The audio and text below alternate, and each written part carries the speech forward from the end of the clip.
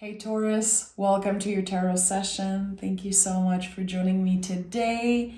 Happy April. I'm recording this on April 1st, so it feels just perfect to start the month with you. This is the first reading I'm recording. Thank you so much for being here. And I'm already excited for Taurus season, to be honest. Aries season is a lot. I think that we're all letting go of a lot of things right now. We're all trying to make sense of all of the energies that are coming up. And I feel like Taurus season is going to help us ground all of this intensity, help us be more present with it.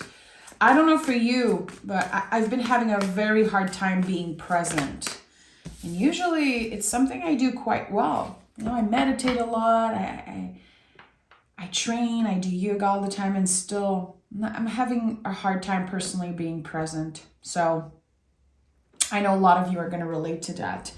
But if not, good, Okay, we have the Strength card and the Two of Pentacles as general energy. Those are two of the infinity symbol cards.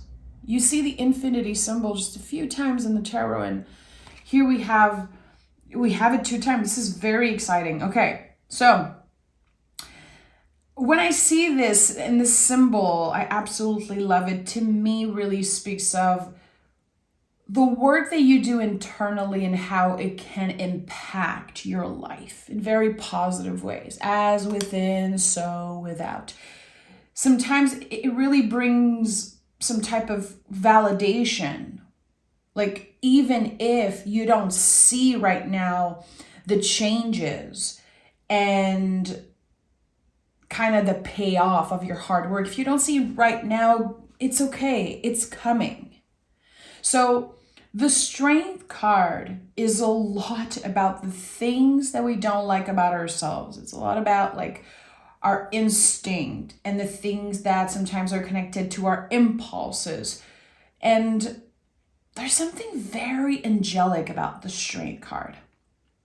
There's something very powerful about this person with an infinity symbol on top of their head, and also just taming the lion.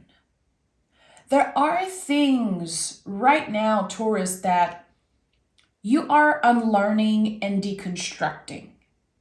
I think that there could be addictions or behaviors that you have just outgrown, and you are now initiating change. You're creating change, which this is empowerment. So connected to Aries season, so connected to the astrological new year. I'm thinking about the Emperor card that is so connected to, again, Aries. Right now, we are invited to create change in our lives, even if, again, there's no payoff. There's no instant gratification, instant validation. We're invited to stay consistent. And the Two of Pentacles, I've shared this before, and this is how I've been working with this card, collaborating with this energy. This shows us how ridiculous we look when we try to do everything all at once. You have been initiating change, Taurus. Maybe it's the smallest thing. Maybe no one is noticing how much you have changed. You know, you're doing the work. You're consistent. You're aware. And that is all that matters in this moment. So please remember that. Again, we cannot do everything all at once. And I'm a Taurus sun, trust me. I know all about the Taurus energy. I know how we can be hard on ourselves, waking up one morning and being like, okay, I'm going to train every day. I'm never going to eat sugar again.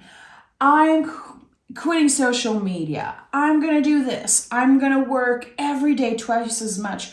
And then when we obviously cannot keep up with those crazy standards and crazy goals, we feel like we let ourselves down. And it all comes back again to working with the things that we don't like about ourselves.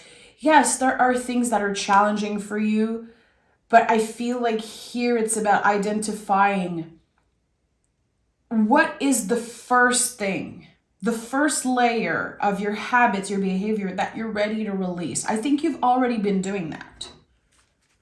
I think that this is the continuation of the adjustment that you've already started doing. Again, your ability to create change, this is empowerment. This is what it looks like. This is what it feels like. But I think as a Taurus, you want more. I think that there's something that you're not satisfied with. You're like, okay, what can I do next? I need to do more. I need to push more. Don't do it. I feel very, very clear about this message. Like, it feels like my guides are saying they're sending some type of a stop sign. And a stop sign when you're driving, you're not just stopping there for an hour. You stop, you're looking at both sides, you identify, and then you move. That's what's coming up here. And the Knight of Cups makes so much sense with the Seven of Cups. You cannot do everything all at once. It's not going to help you move faster. And I think that it will actually make you abandon yourself. The Knight of Cups is about showing ourselves compassion. Regardless of what we have done, regardless of all the mistakes and all the F-ups, it's really radical self-love and self-compassion. I'm not supposed to be perfect. I'm not supposed to do everything all at once. And even if you have been thought or even traumatized into believing that the more you do, the more valuable you are invited to unlearn that, because it's not the truth. The amount of hour that you work in a day, how long you're training, how good, quote unquote, you are with, again, your goals and your schedule, it doesn't make you a more valuable person. It doesn't make you a better person. It doesn't. It makes you feel exhausted. And again, I feel like it makes you stuck in that loop of believing that there's so much wrong about you. And what is challenging for you is not what's wrong with you. So you've been getting out of your comfort zone, clearly. Even if, again, it's the smallest adjustments, it counts. It's going to have a huge impact in the next few months. The Seven of Cups comes up a lot in readings when we are needing a clear answer about what's coming up. I need to know if this person will call me. I need to know, am I going to get the job? Am I going to get this big breakthrough? Am I going to finally find out what I'm supposed to do? What is my purpose? The Seven of Cups says you're not supposed to know. There's already a lot at work for you. The universe is definitely on your side here. Again, whatever internal change you're making and you're going through are going to be reflected externally. Give it a little bit more time, even if you feel like you've been giving it years and years. Still, you're invited to stay consistent, intentional, and compassionate before anything else. So it's not about how much you're doing. It's about how present are you with what you're doing, even if it's just the smallest thing. So Seven of Cups invites you to reframe the question. Again, if you're needing the green light from the universe, if you're needing a yes, if you need to know something, because again, it's like a comfort. Because humans were like this. If we know that we're going to get something 100%, we're going to push more and more for it. But to surrender to the unknown, to navigate the unknown, is a lot harder. It's more challenging. It's uncomfortable. Only through getting uncomfortable, only from that you will expand and change. You're on the right track. Really, this confirms that you're exactly where you're supposed to be. But you still need to reframe the question. There's something that you need validation around, and it feels like the universe is like, who cares, Taurus? This is not it. This is not what's important. We have the 10 of Swords and the 2 of Cups. Yeah. So again, and I know a lot of us, myself included, I'm so tired of asking myself, what am I releasing in this moment? There's so much that we're releasing. We are still in that process. Even if it's the astrological new year, we are still in the process of letting go, of clearing out whatever is not fitting for us in this moment. And with the eclipse that just happened, the eclipse is, it's echoing for a while. It's not done. We're not done with the energy of the eclipse. So we're still in that process of releasing, identifying, okay, what are the behaviors? What are the, maybe the judgments, the stories that I constantly tell myself that are just not true for me anymore? You're not invited to do anything about it in this moment. It's about identifying. It's mental work. The swords are about the brain, the mind, and nervous system. You're not necessarily invited to take action right now, again, and to do everything at once. It's about identification. It's about, again, reframing the questions. And with the 2 of Cups, I love this for you. I love this for everyone. 2 of Cups is such a balm on the soul. It's the soulmate in the mirror. I'm sure you have those moments where you're talking to yourself out loud and you're like, I can do this. I can do this. Come on. Keep your head up, take a deep breath, and do what you have to do. And the feeling of being proud of yourself, the feeling of having yourself till the end no matter what.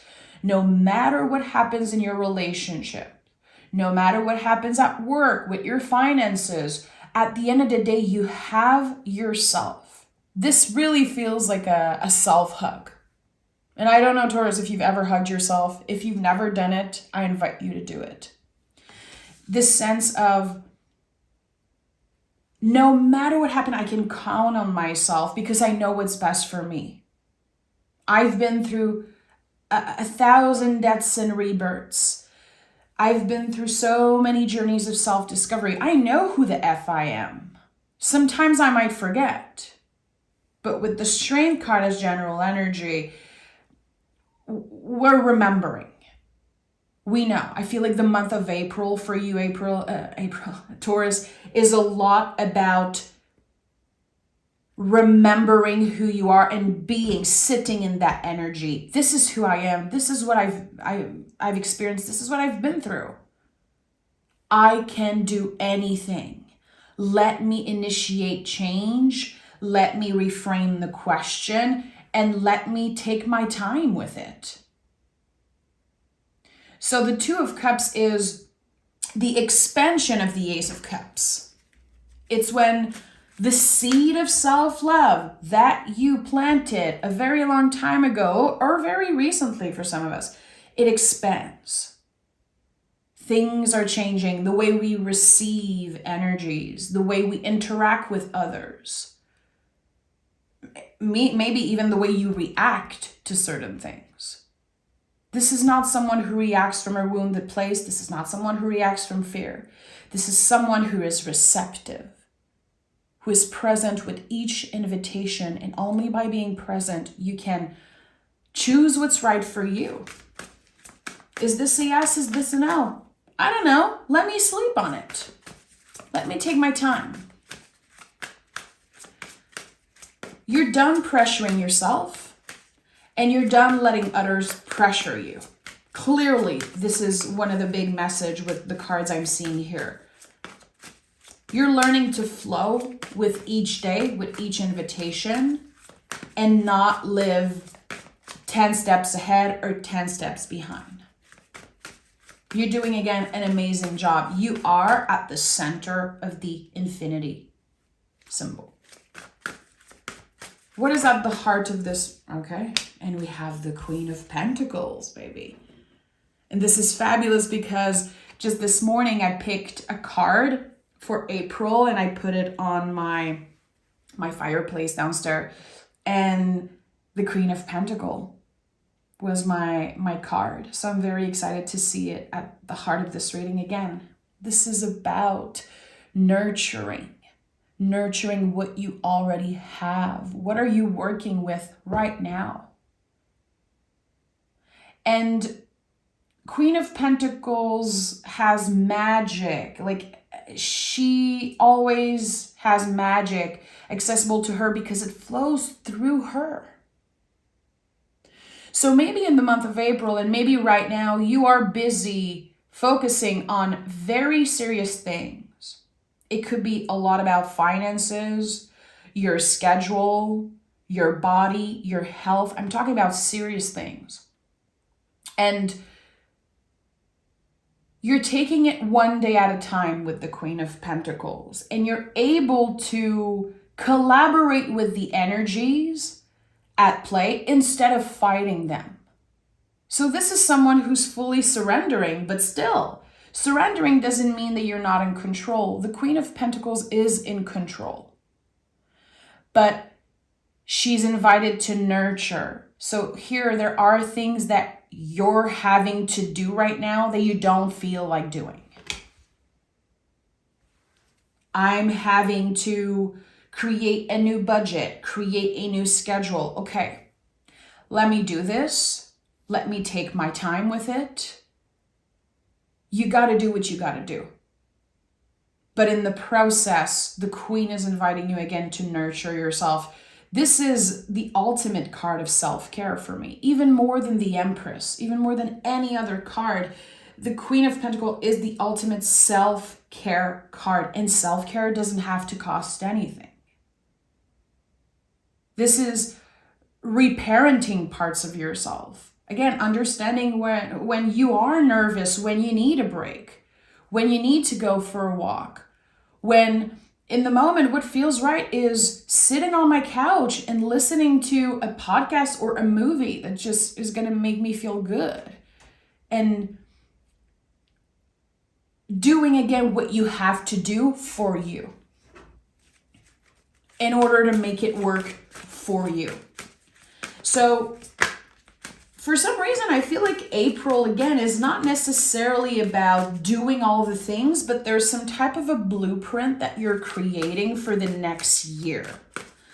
For a lot of us, our birthdays are coming, end of April and the month of May.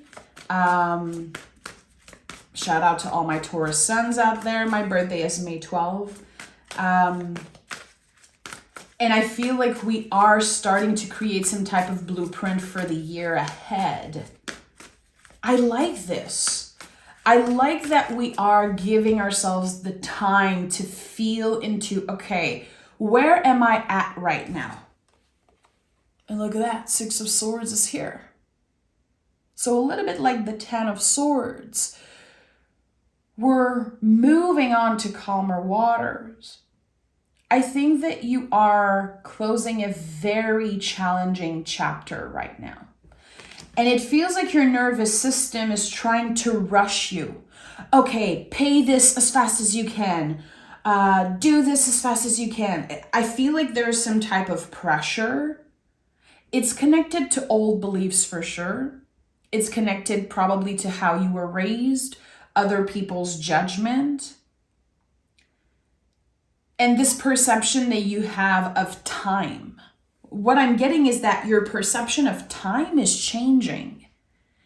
And I think that the way I'm perceiving this now, as I'm sharing this message, I think it's going to change throughout the month. I'm definitely going to keep this reading, save this reading to listen to it also at the end of April.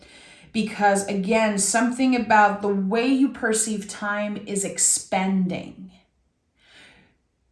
You're not rushing yourself. This is such an important message. Notice when you are fighting with the energies. You're wanting to do things as fast as you can, but it's not authentic to you. It's not honoring your own sacred rhythm. You are a Taurus. You're supposed to move slow, not because it's a bad thing. It's not a negative trait of Taurus in any shape or form. It is a magical thing. It is a gift that we can move slow and still win the freaking race. I think that, again, you've been rushed. You've been rushed into something. You've been dealing with probably consequences of past decisions, or the way I'm getting this is that there's a lot of energies that you don't have control over. Things that you don't have a say on. It's like, I'm having to do this. This is the consequence of, again, whatever I've chosen in the past, whatever situation I'm in. And instead of fighting it, instead of isolating yourself and being bitter at the universe and just being like, why me? Why now? You're dealing with it like a freaking bull, because you are a bull. That's what you are. You are strong, you are grounded, and yes, you are slow. But the pace of Taurus is so important. I think there's going to be some type of a wake-up call, or you probably just been through it. If not, this is happening very fast. A wake-up call of, wow, I've been pressuring myself to do so many things that are not even true to me. Let me clear that out. Yeah, Hangman, I love this. Hangman is the rebel of the tarot. It's the poet, the musician, the person who just creates his own lane, shares his truth. Even if everyone says, this is not the way to go, this is not how you do it, the Hangman doesn't care. So there's something here about a brand new perspective. This is connected to the wake-up call I just was talking about. And I think that you've gathered so much information in the past few years. You know what to do. Now it's time to create the blueprint, but you know what to do. And I feel like you've heard all the messages, you've heard all the tricks, and you've absorbed so much, and now it's time to make it your own, to put your own signature on something. So the Hangman is in a weird position, but he chose to be in that position. He chose to do things differently. Get as authentic as you can. Get as real as you can. And I know a lot of you are like, I'm already doing this. Taurus are the realists. Taurus are this and that. I don't care. I don't care about all Taurus and how they are the same way. We are all different, and that's why we're invited to create our own blueprint from what we have experienced. Even if I'm a Taurus sun, even if we have the same rising, the same moon, we're not the same. We're still all different. So what is true to me and what I value, it doesn't have to be aligned with your value and your perception.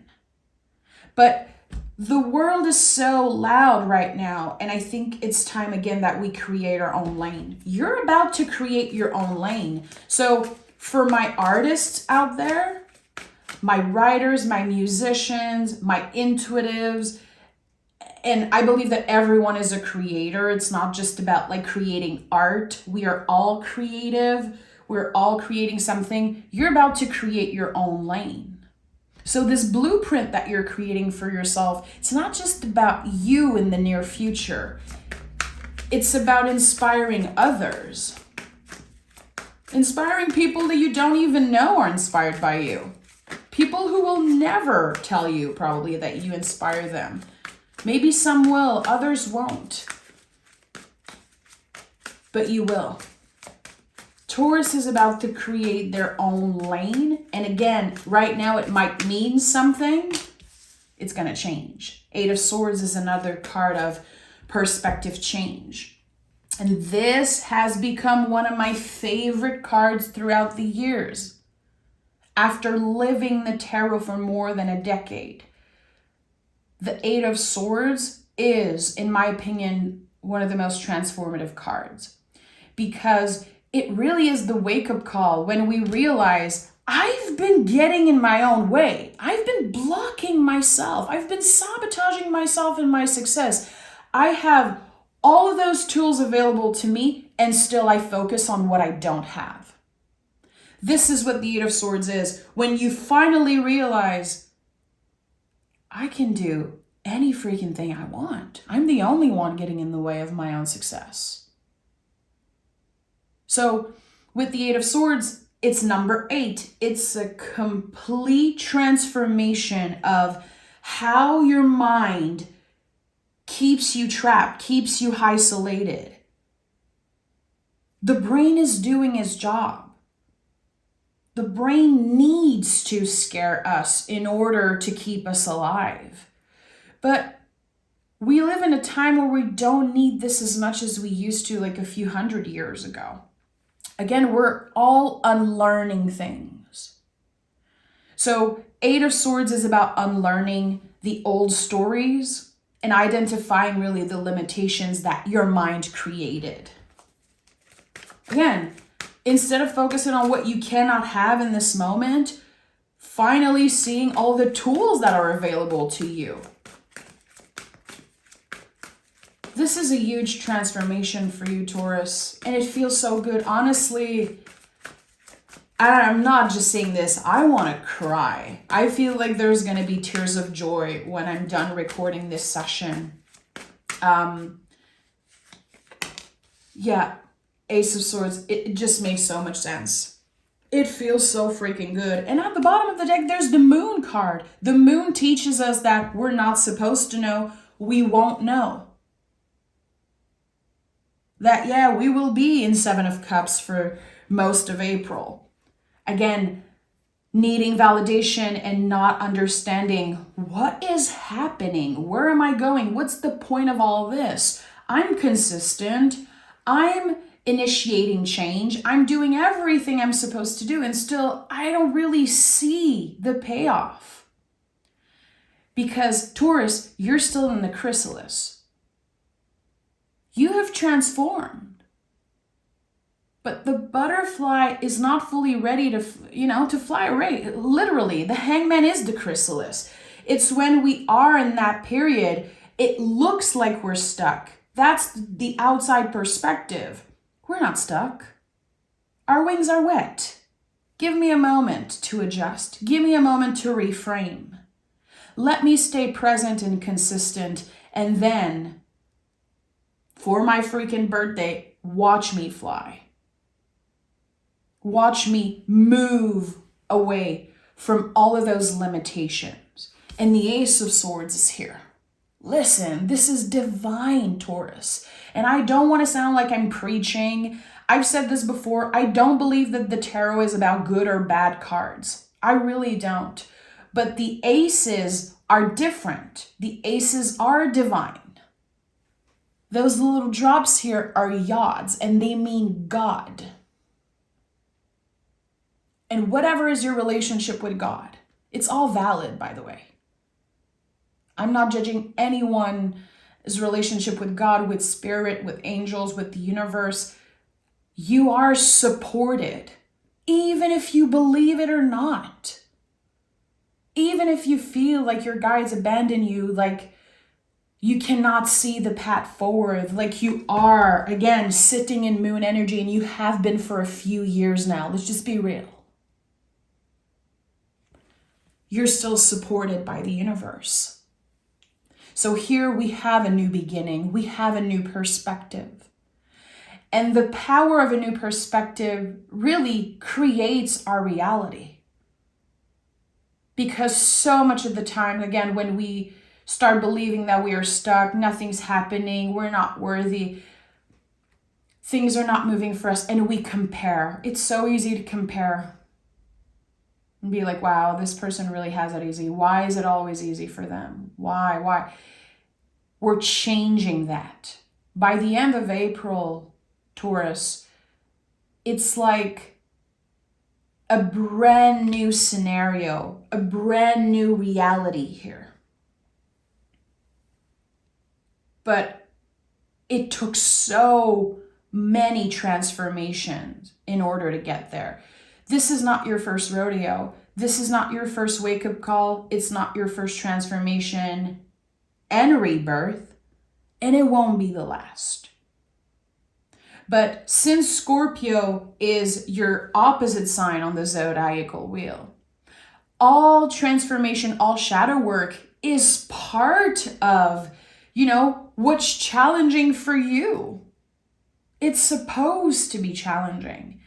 And I think that Taurus, we thrive when we are challenged.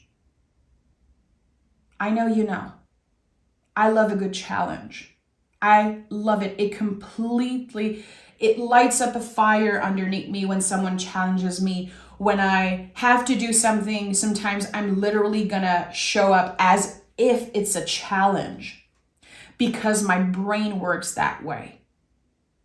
Because we love to accomplish things. We love to be productive. We love to collaborate with the universe in that way. But I think that Taurus has been put in a box of like, Taurus is working hard and Taurus is all about money. I'm all about collaboration with the universe, with other people, with my higher self.